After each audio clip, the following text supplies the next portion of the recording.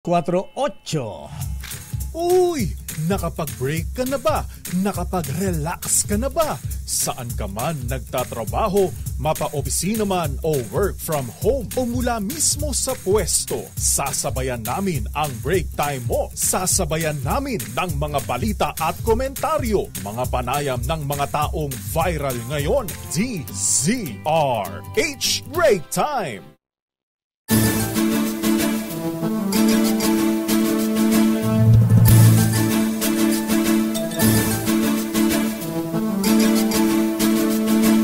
Magandang hapon, Pilipinas.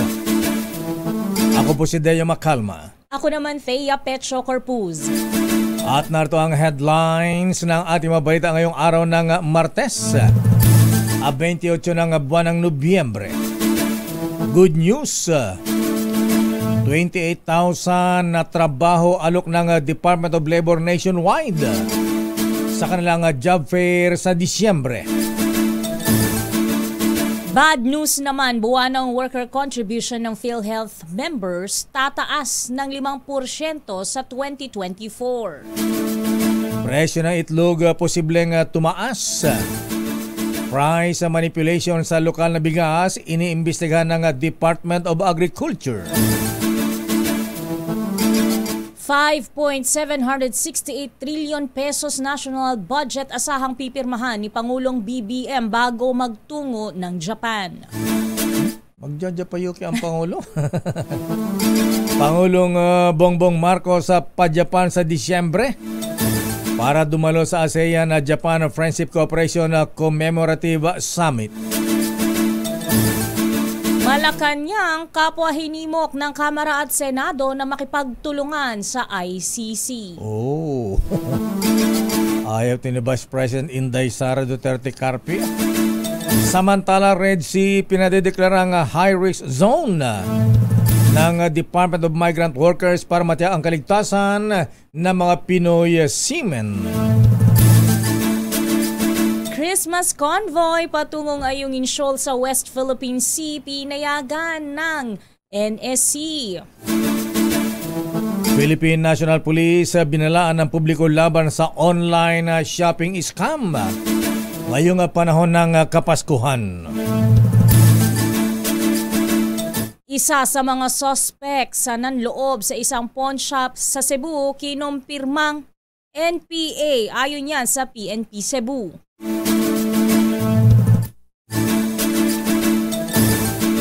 Senior News Manager ng DZRH na si Ginong Reggie Espiritu pumanaw na po kagabi.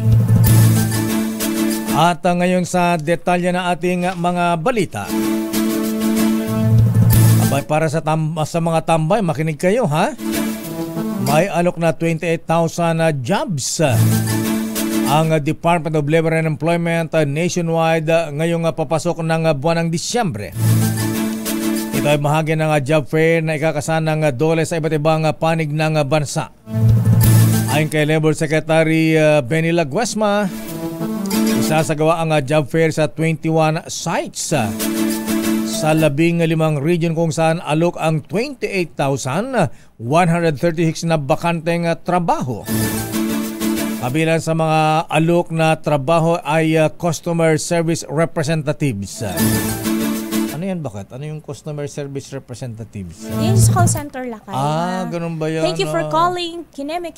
This is Thea. How may I help you? Okay. Akala ko parang GRO man. Customer service din yun, di ba? Wala kayo. Production workers, operators, mga cashiers, baggers, sa mga grocery, laborer, sa carpenters, ayan, mga mason.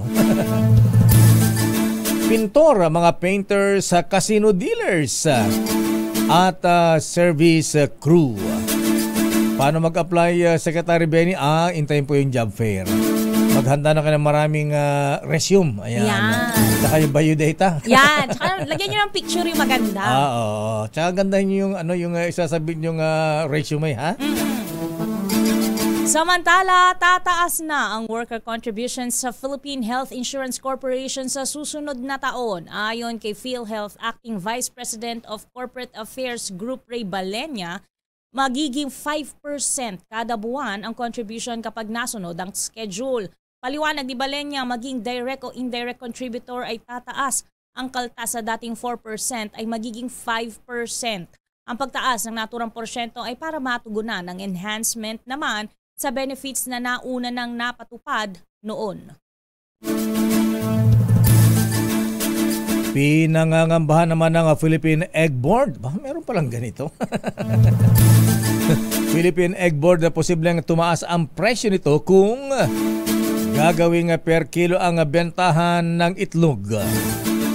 Sa panayam ng DZRH, sinabi ni Philippine Egg Board Chairman Gregorio San Diego o Joji, magiging problema ang multiple handling mula sa farm patungong merkado. Posible niyang idahilan na maraming mabasag na itlog. Para ka lang bumibili ng balot ha? Yan, ate ko ay pabili ng basag na balot. Ayan. Ipagbasag mo ako para mas mura. Sabi ni Ginong San Diego, posibleng maraming mabasag na itlog kapag tinimbang ng mga middlemen at mga retailers ang kanilang panindang itlog. Gandang paliwanag ni Ginong San Diego. Kukuha natin yun, kaya lang baka naman magmahal yung itlog kasi yung handling along the process, baka marami yung mabasag. Yun ang ikatulad ng mga nagtitinda. At mataas ang presyo kasi sa pagtimbang nila nababasag. Sa handling naman na magiging sa handling, multiple handling mula sa farm. Magtitimbang ka. Makita si middleman magtitimbang din papunta sa mga retailer. Retailer magtitimbang. Pwedeng sabihin nila na mahaba yung proseso, may mga nababasag kaya tataas ang presyo ito. Baka yun ang maging resulta niyan. Naman, biro pa isa-isa, lalagyan mo doon sa stainless na lalagyan ng weighing scale. Samantala kung yan ay nakatray na yan, mas safe yan, hindi mababasag. Tsaka hindi naman lahat magaling humawak ng itlog, Lakay. Di ba? Ikaw ba maingat humawak na itlog? Maingat, Lakay. Bawal mabasag. Gentle ka ba humawak na itlog? Oo naman, with care. Very fragile. Aba. Samantala, sinisilip na ng Department of Agriculture kung may price manipulation sa pagtaas ng presyo ng local rice. Sa panayam ng DZRH, sinabi ni DA spokesperson Assistant Secretary Arnel de Mesa, kapansin-pansin ang pagmahal ng local rice kumpara sa imported. Anya, mahal ang imported na bigas mula sa Vietnam at Thailand, kaya't pinag-aaralan na nila kung saan nang gagaling ang pagbaba ng presyo. Sa ngayon, naabot sa 52 pesos ang presyohan ng local milled rice na mas mataas sa 45 pesos hanggang 47 pesos na kada kilo ng imported rice. Narito ang pahayag ni De Mesa. Local milled natin, kung tutusin niya, hindi siya dapat ganun magtaas. Kasi nabili karamihan, more than 90% nabili nitong nakalipas na wet season na hindi tataas sa 23 national average. Maraming lugar na nabilihan ng 19, 20, hanggang 22, karamihan na nabili. Bakit ibebenta nila ngayon ng napakataas at 52?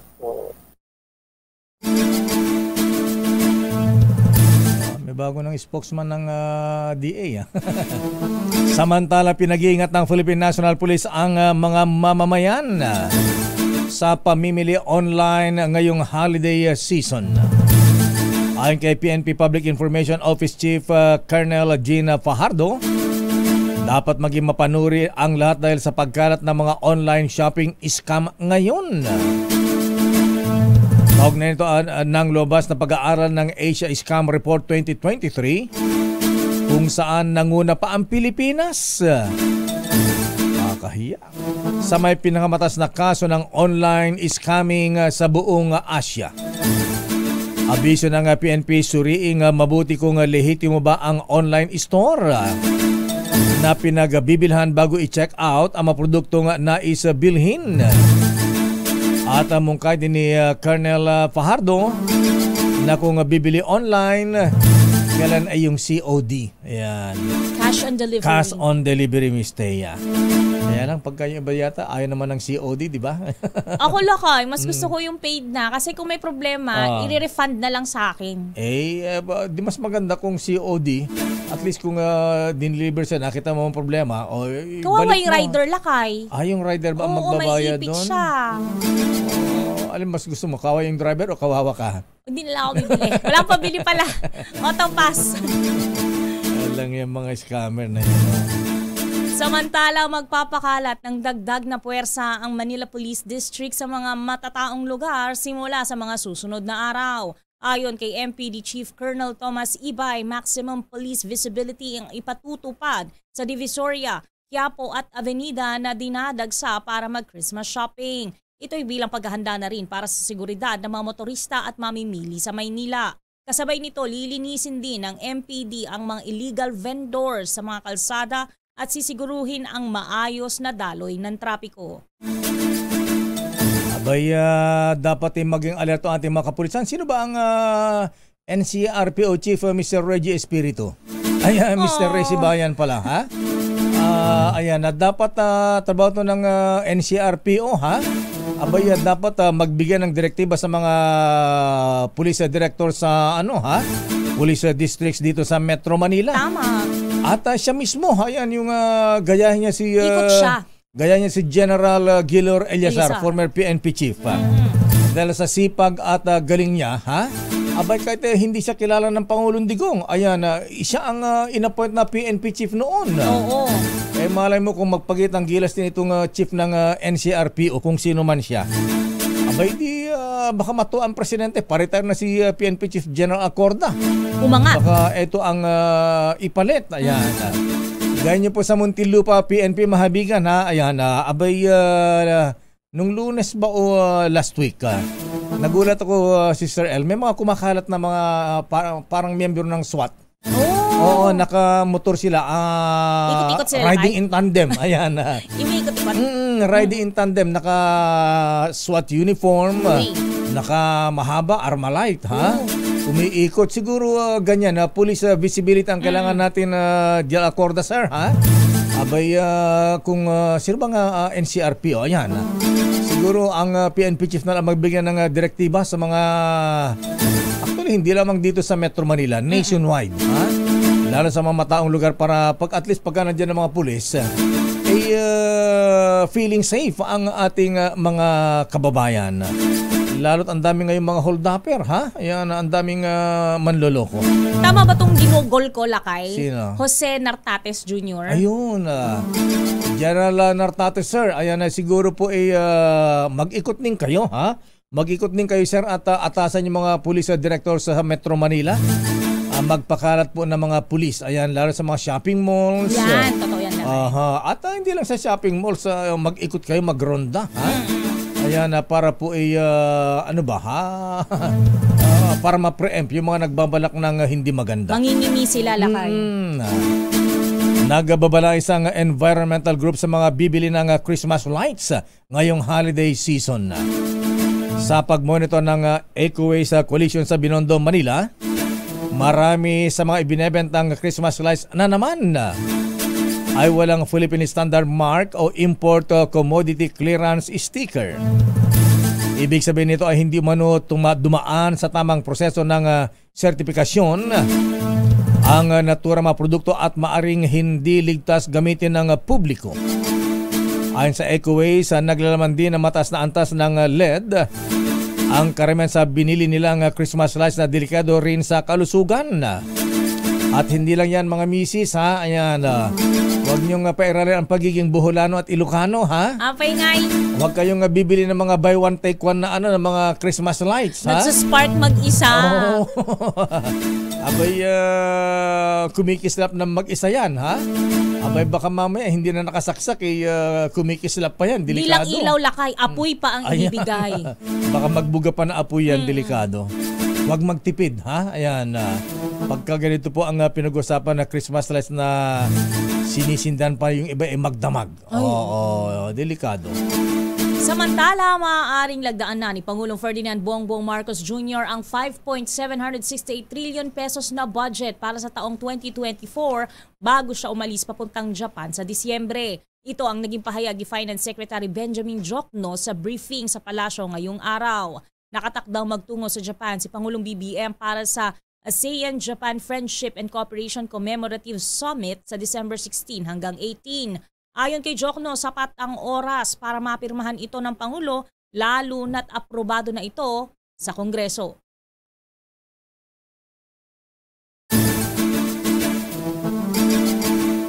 Babalikan po natin ilang pang detalye na ating mga balita. Malacanang kapahinimok ng Kamara at Senado na makipagtulungan sa International Criminal Court para imbestigahan ang mga crimes against humanity noong Duterte administration. Philippine National Police, ayan na. Nagbabala, nabasa na natin yan. Christmas convoy patungo ng Ayungin Shoal sa West Philippine Sea. Pinayagan ng National Security Council. Sino bang nagbabalik ng Christmas convoy sa West Philippine Sea? Kesa kayo pumunta doon, ipamigyan na lang sa mga mahihirap dito. Ayan, pupunta pa kayo na West Philippine Sea. Speaking of lakay, ang dami ko na naman nakitang badyaw. Ay, oo, talaga. Everywhere.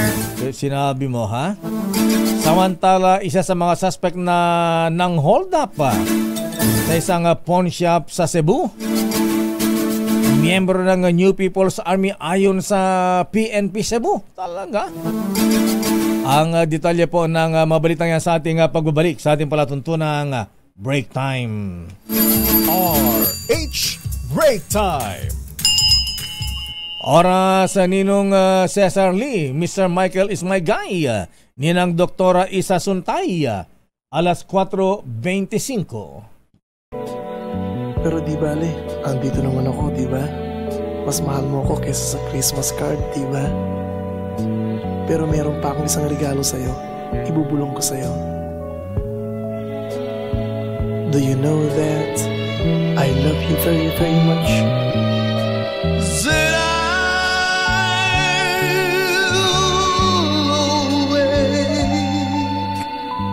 On Christmas morning and find my stockings filled with you.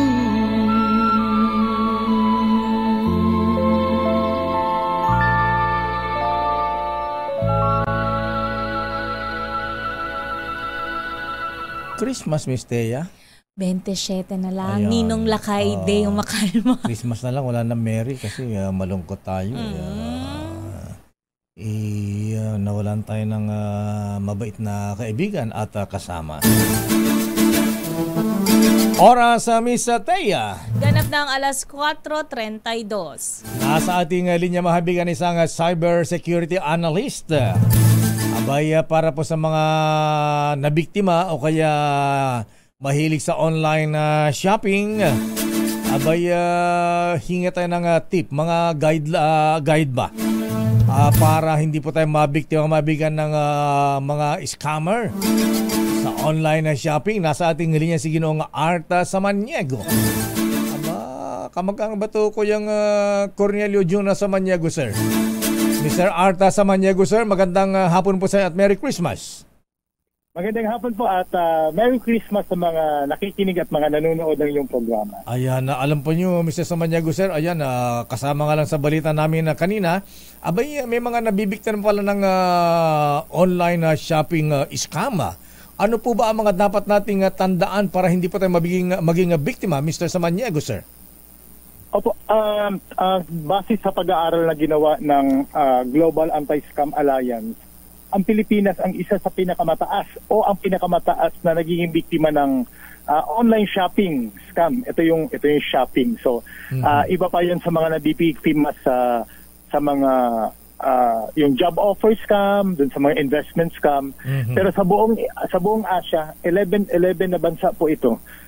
Ang Pilipinas ang nangunguna, meron siyang 36% ng mga respondents ang nabiktima na ng online shopping scam. So, ang dapat po lang natin gawin ay mag-ingat po tayo at huwag basta-basta maniniwala dun sa mga offer sa atin ng mga attractive offers na binibigay ng mga scammer sa atin. Kasi yung mga scammer, magbibigay ng 90% discount daw, pero yung pala, wala kang matatanggap na item o ang matatanggap mong item, defective na items. Kaya mag-ingat po tayo sa mga ganito. Buti nga kung defective items yung iba, nanluloko. Bato ang laman, no?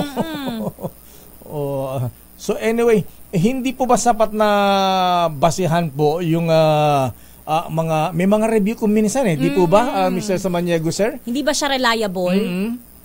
Opo, ang ginagawa kasi ng mga criminal na to, gumagawa sila ng mga peke na account at nagbibigay ng magagandang review. So yung mga produkto nila.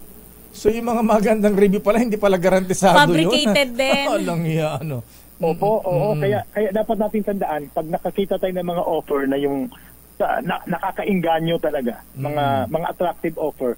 Ang una po natin gawin dapat ay magduda tayo. So pag-isipan natin na parang imposible, napakagandang bag.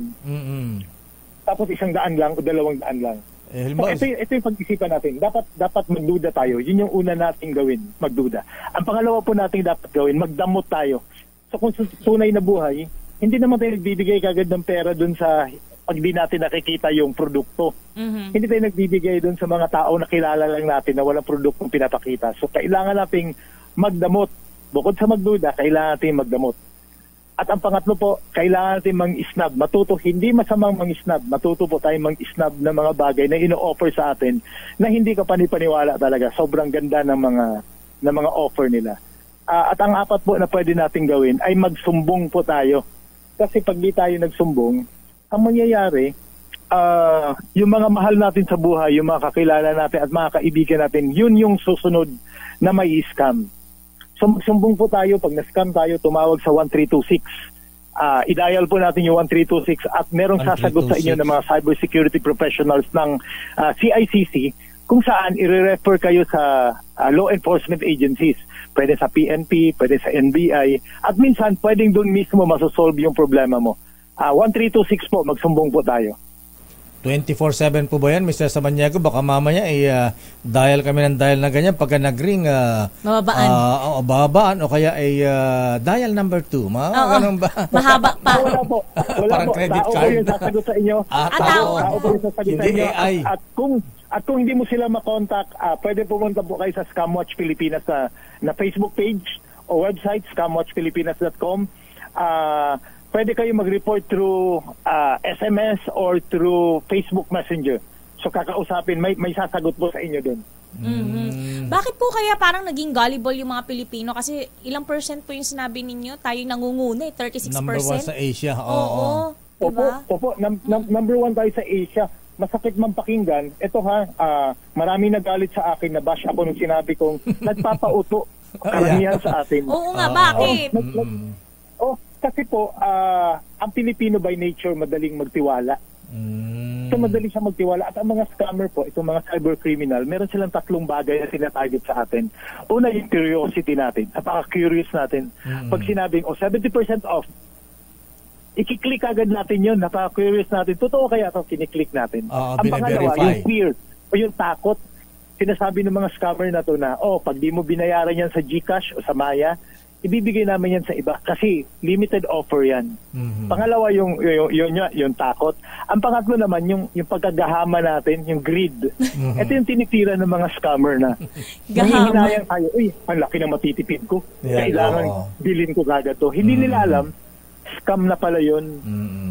Parang halimbawa si Teya mahilig sa Louis Vuitton. Louis Vuitton 5,000 lang. Louis Vuitton. Nabitonton na yung pera ko. Pag nakita mo 5,000 lang yung Louis Vuitton. Feeling ko nakatipid ako pero hindi pala. Nagastusan pala ako. So mag-ingat po tayo. Yun lang ang paalala ng gobyerno na CICC, yung Cybercrime Investigation Coordinating Center. Palagi po tayong mag-isip muna bago i-click yung mga link na yan kung saan talagang mga scam yung karamihan na nangyayari ngayon. So, pag meron po nag-offer sa inyo ng trabaho na hindi ka naman naghahanap ng trabaho, at pag may nag-offer sa inyo na napakagandang product, pag may nag-offer sa inyo ng cryptocurrency na mag-invest ka at madodoble yung kita mo sa loob ng ilang araw, sampo yan. Huwag kayong maniwala. At saka meron pang natatangko pong text minsan, need a loan? Ayan, need a loan, need to borrow money, mga ganun-ganun ba? Hindi ko alam sa nila ko yung number ko lakay. Saulo! Ayan. So yung mga ganun po, dapat wag tayong kakagat. Ayan, dapat mapanuri po tayo, Mr. Samaniego, sir. Opo, tama po. Okay. So, isa pa. So, dapat maging mapanuri tayo sa mga nare-receive natin ng mga offer kasi karamihan dyan, dahil magpapasko na, double time yung mga scammer at mga cyber criminal. Ang layunin niya lang, kunin yung pera natin. Kaya mag-ingat po tayo. Kailangan mag-shopping tayo sa mga legitimate websites lang, gaya ng Shopee, Lazada, Zalora. Ito lang po. Kaso, Sir Art, minsan dun sa mga mismong platforms na nabanggit po ninyo, may mga fake din na nagbebenta dyan o kaya nagsascam din. Yun nga, yung bato yung marireceive mo, lakay. Opo. Ang karamihang scam ngayon, yung mga kaibigan ko, dahil sa Facebook sila na-scam. So pag-ingatan po natin yung mga nare-receive nating offer sa Facebook kasi mga scam yan. Ay, sa marketplace. Yun naman sa legitimate websites, pag na-scam ka o ibang product yung pinadala sa inyo, meron ka pong platform na pwedeng magreklamo. Samantalang pag dun sa social media, kung saan person to person o peer to peer, ang tawag, pag nagtago yan sa'yo, wala ka ng habol. Pero sa mga legitimate websites o mga shopping websites, pwede tayong magreklamo. Yun yung kagandahan. Kaya dapat po sa mga legitimate websites lang tayo mag-shopping. May purpose din daw pala yung pagbibigay sa'yo ng bato. Ayan. Pukpuk mo sa ulo mo para matauhan ka. Nagpapauto ka, ito yung pukpuk mo sa ulo mo. Ay, nako. Anyway, Mr. Art Samaniego, sir, maraming salamat po sa iyong tip, mga paalala. Thank you very much at sana po wala na maging biktima ng mga online shopping scam. Thank you very much, sir. Merry Christmas. Maraming salamat po. Mr. Arta Samaniego, isang cyber security analysta. At pwede palang magreklamo, Megan. Ano yung number? 1326? 14326. Ano? Nawala tuloy. Oo nga. Ayan, At hindi po hindi AI ang sasagot, hindi katulad sa credit card, tao. Oo. Ayan, at sana ay maayos yung mga kausap natin. Sana naman lakay. Samantala, nag-standby sa ating mga reports. Naghain din ng resolution si Senator Risa Hontiveros para magpagtulungan na ang Pilipinas sa International Criminal Court ICC. Ito'y matapos isumite ang Senate Resolution number 867 at sinabi ni Hontiveros na ang kooperasyon sa ICC ang pinakamainam na paraan para maitaguyod ng gobyerno ang karapatang pantao sa bansa. Samantala, 3 resolution naman ang nakatakdang dinggin sa Kamara de Representantes sa mga susunod na araw sa isyong ito. Una nang sinabi ni Pangulong Bongbong Marcos na pinag-aralan nila ang posibleng pagbabalik ng Pilipinas sa ICC. Ito pa ay malaking turn around. Dahil nung una, ang sabi ng Pangulo, hindi nila papayagan ang mga taga-ICC na papasok-pasok lang dito sa atin para mag-imbestiga. No can do. Wala silang jurisdiction. At ayan din ang sinabi ni Justice Secretary Boying Remulla. Pero makalipas pa ilang araw ay nagbago po ang ihip, mahibigan. Ayan, bakit kaya? Ano ang dahilan? Oras ganap na alas 4:44. Samantala, umaapela si Vice President Sara Duterte sa Department of Justice na huwag nang papasukin ang International Criminal Court sa bansa. Ayon kay VP Sara, maglalatag sila ng legal na basehan kung bakit hindi tayo dapat pakipagtulungan sa ICC sa investigasyon sa war on drugs ng ama nitong si dating Pangulong Rodrigo Duterte. Una nang sinabi ni Pangulong Bongbong Marcos Jr. na muli nilang pag-aaralan ang pag-anib ng bansa pabalik sa ICC kaugnay ng ipinasang resolusyon sa Kamara.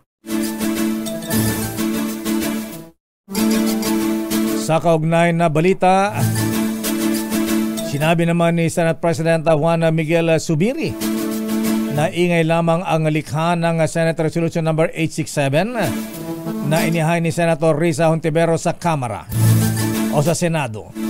Sabi ni Subiri, ang desisyon ng muling sasali sa ICC ang Pilipinas ay nasa kamay ng Pangulong Marcos bilang Chief Policy Maker at hindi sa kamay ng mga senador.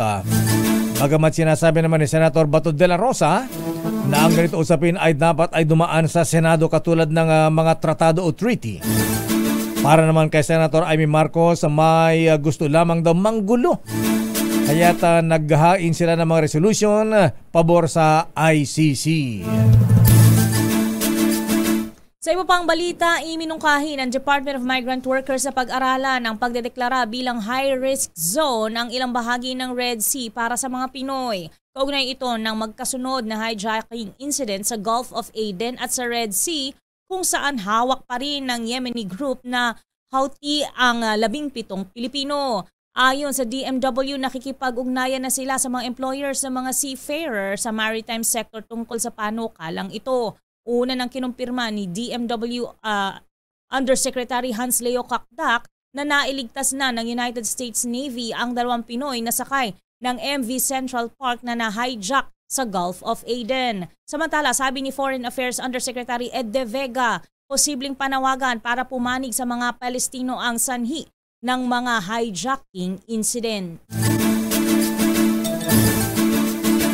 Babalikan natin ilang pang detalye ng ating mga balita. Usapin sa International Criminal Court Resolution, hindi prioridad ayon kay Senator Amy Marcos. O nga naman, problema na sa bayan. Standby Milky Rigunan. Senator Bato de la Rosa sinagot ni House Speaker Romualdez sa issue ng resolution ng Kamara tungkol sa pagbabalik natin sa bilang miyembro sa ICC. Standby let. Aba, ikaw ba'y matipid? Ha? Medyo lakay. Ayan, yung damabagan na paggastos. Ayan, sa mga government agencies at LGUs. Tinukunadalan kaya daw mabagal lumago ang ekonomiya. Ganon. So kailang gastos sila ng gastos. Nakirumit walang panggastos eh. Standby Edniel Parosay, standby Christian Manyo. Oras, Hermana Rosie Sarangaya, Dr. Beng Lee. Mayor Vico Soto, alas 4:47.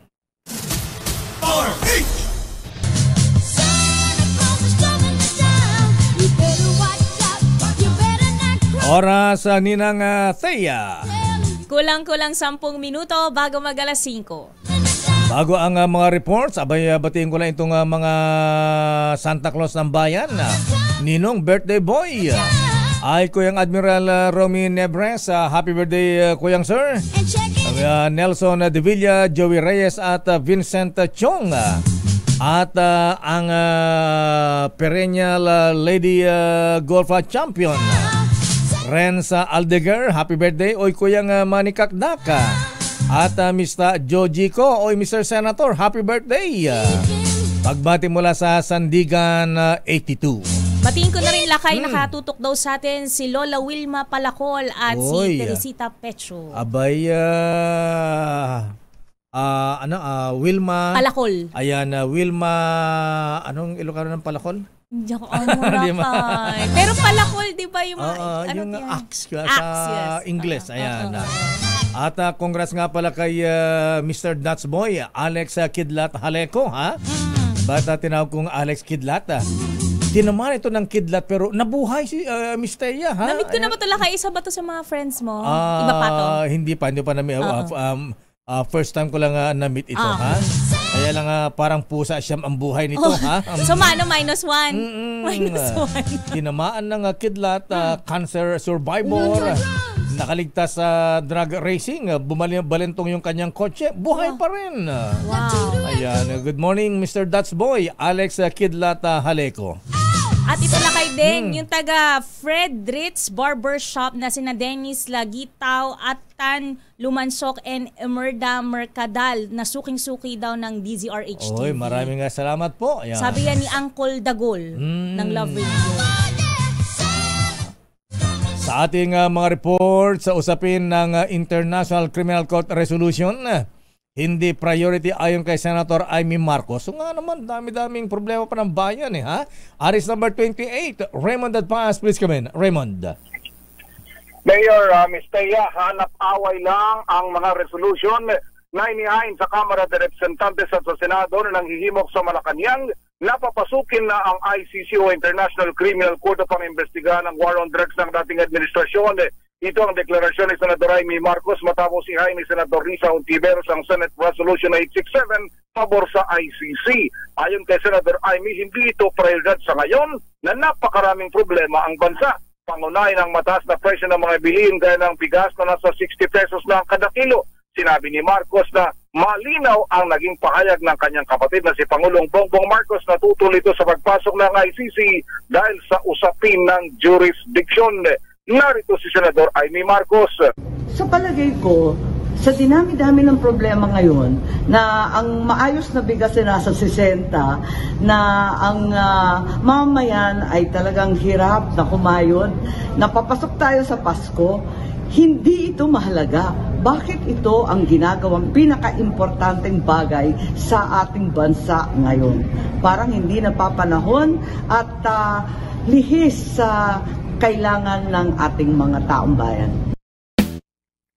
Para sa kauna-unahan sa Pilipinas, DZRH, ito si Raymond Adpas, tuloy-tuloy sa pagbabalita at tuloy-tuloy sa serbisyo, sama-sama tayo, Pilipino. Maraming salamat Raymond Adpas. At ngayong Pasko ang kailangan natin ay give love on Christmas Day. Tama. Diba? Saka may away-away sa politika. Next year na yan. After New Year, ayan. After New Year, right after New Year. Putukan na kayo dyan. Ng putukan, tuloy-tuloy nyo na yan. Samantala, Senator Bato de la Rosa sinagot ni House Speaker Romualdez sa issue ng resolusyon ng Kamara sa ICC. Ang detalye ire-report sa atin ni RH12, Milky Rigonan. Manang Milky. Nakayateya, dinepensahan ni House Speaker Martin Romualdez ang may sinumiting resolusyon dito sa Kamara na nag-uudsok sa Marcos Jr. Administration na may pagtulungan sa investigasyon ng International Criminal Court sa giyera kontra droga ng nakalipas na Duterte Administration. Ang kay Romualdez, sense of the House ang mga resolusyon na isinumite sa Kamara para payagan ng ICC na makapag-imbestiga sa umunoy mga karahasan sa war on drugs ng nagdaang gobyerno.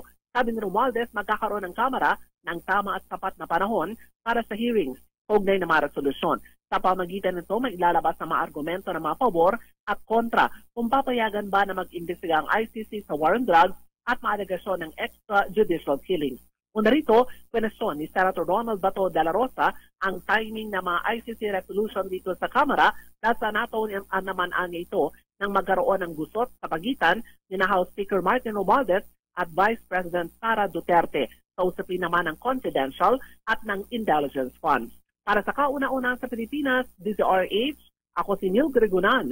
Tuloy-tuloy sa pagbabalita, tuloy-tuloy sa serbisyo, sama-sama tayo, Pilipino. Maraming salamat, Manang Milky. Samantala, mabagal daw na paggastos ng mga government agencies at mga LGUs. Abay, dalan daw po sa o balakid daw sa paglago ng ekonomiya. Nato ang detalye mula kay RS14, Let Narciso, please come in. Miss Let. Lakay tinawag ng Department of Finance na domestic risk o balakid sa paglago ng ekonomiya ang limitadong paggastos ng mga ahensya ng pamahalaan at local government units. Sa press briefing sa Malacanang, tinukoy ni Finance Secretary Benjamin Jocno na kadalasan idinadahilan ng local chief executives sa kabigo ang mag-invest ang 3 taon lang nilang termino. Takot kasi adya mga ito na may maiwang utang sakaling hindi muling mahalala. Sabi ni Jocno, at tubili rin ang LGUs na magtaas ng mga ipinapataw na buwis tulad ng real property tax. Para ma-resolve ito, sinabi ng kalihim na magpapatupad ang ahensya ng catch-up plans para mapalakas ang budget utilization. Gayon din, bibilisan ang implementasyon ng big-ticket projects kasabay ang maagang pagsasagawa ng procurement activities. Samantala, Lakay, inanunsyo ngayon ng Malacanang sa pamamagitan ni Presidential Advisor on Peace, Reconciliation and Unity Carlito Galvez Jr. na nagkasundo ang pamahalaan at ang National Democratic Front of the Philippines na mapayapang resolusyon sa pagtatapos ng armadong pakikibaka. Humarap sa briefing si Galvez kasama sina Executive Secretary Lucas Bersamin, Defense Secretary Gilberto Chodoro, National Security Advisor Eduardo Año at iba pang opisyal. Binasa ni Galvez ang nilalaman ng joint communique na pinirmahan sa Oslo, Norway nitong November 23. Para sa kauna-unahan sa Pilipinas, DZRH, ito si Lieutenant Siso, tuloy-tuloy sa pagbabalita, tuloy-tuloy sa serbisyo, sama-sama tayo, Pilipino. Samantala, hirit na ideklarang high-risk area ang Red Sea para sa Pinoy seafarers. Tinatalakay na. Idetalye mo RH52 Edniel Parrosa. Edniel. Lakay at Ms. Thea, tinalakay na sa International Bargaining Forum ang hirit ng Department of Migrant Workers na ideklarang high-risk area ang Red Sea para sa mga tripulanting Pilipino. Yan ang ibinalita ni DMW Officer in Charge Hans Leo Pasdak sa DZRH kasunod ng dalawang insidente ng hijacking sa mga barkong pinagtatrabahuan ng ilang Pinoy. Ay kay Undersecretary Kakdak, kailangan pa ng mas malakas na boses at presentasyon para maingayan ang isyong magbibigay sana ng dobleng kompensasyon sakaling maaprubahan nga ng International Maritime Employers. Ipinaliwanag ni Kakdak na oras na bigyan ng go signal, magkakaroon ng dagdag na benepisyo ang mga Pinoy seafarers na pipiliing sumama o sumampa sa mga barko biyahing Red Sea. Pero kahit delikado, hindi mo na magawang may pagpawal ng DMW ang deployment ng mga marino sa lugar dahil wala namang itinataas na alert level ang Department of Foreign Affairs. Pakinggan natin si Kakdak. Usapan na ito sa International Bargaining Forum pero ng mas proactive natin representation to be heard sa International Bargaining Forum about this.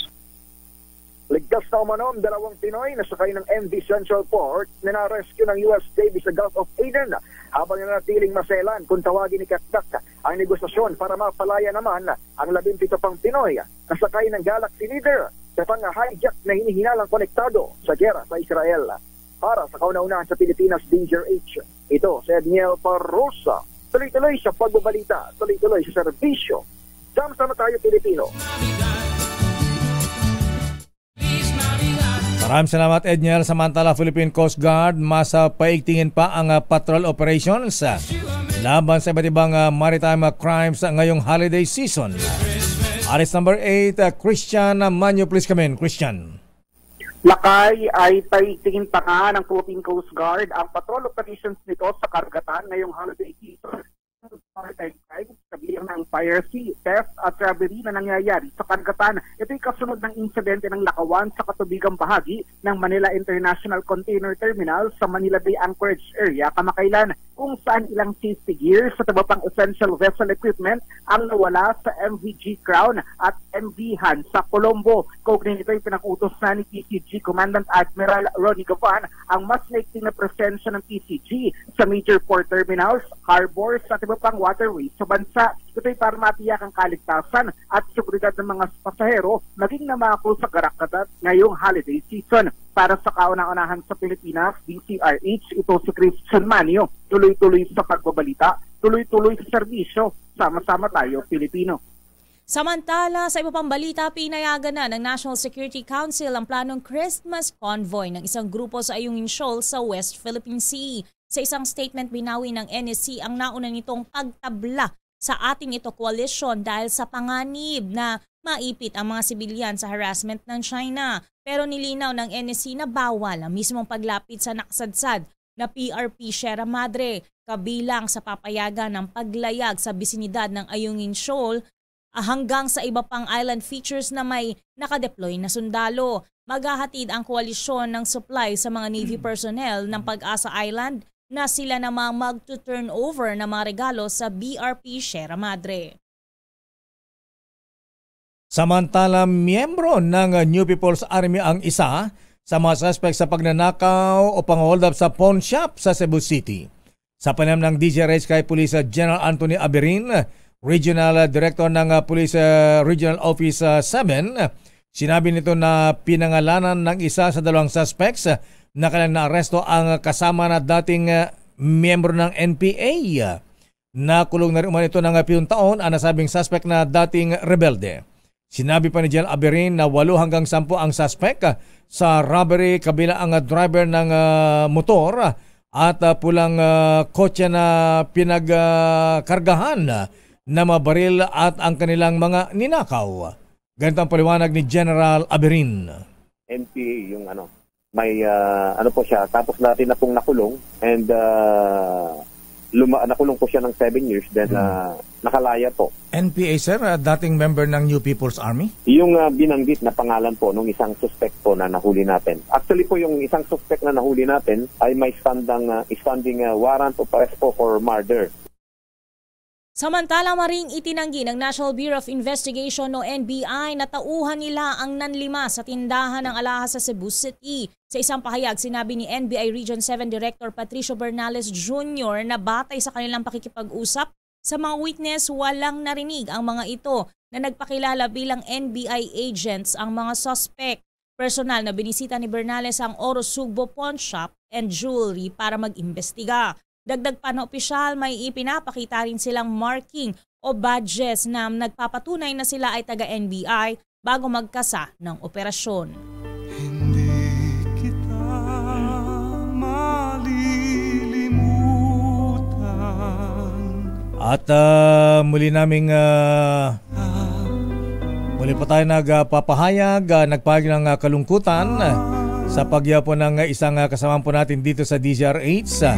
Ang pagpanaw na aming Senior Managing Editor sa MBC DZRH na si Mr. Reginald Reggie Espiritu.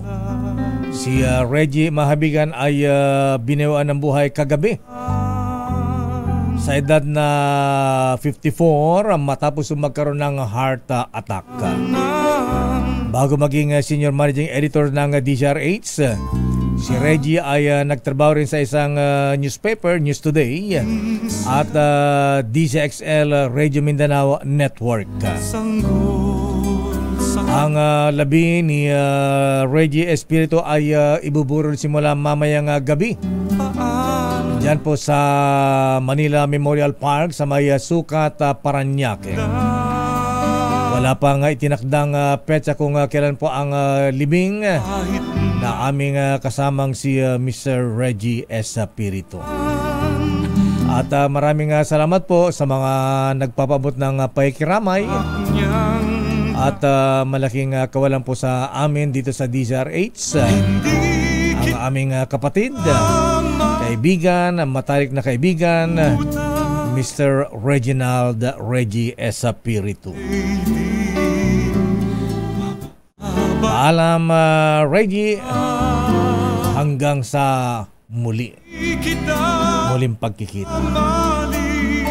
At yan na mahibigan ng kabuuan nating mga balitaan talakayan sa ating palatuntunang break time. Ako po si Deo Macalma. Ako naman, Thea Petro Corpus. Antabayan po mga balansyadong mga balita. Chairman of the Board, Henry Uri at Miss O, Karen Oyong. Bye-bye.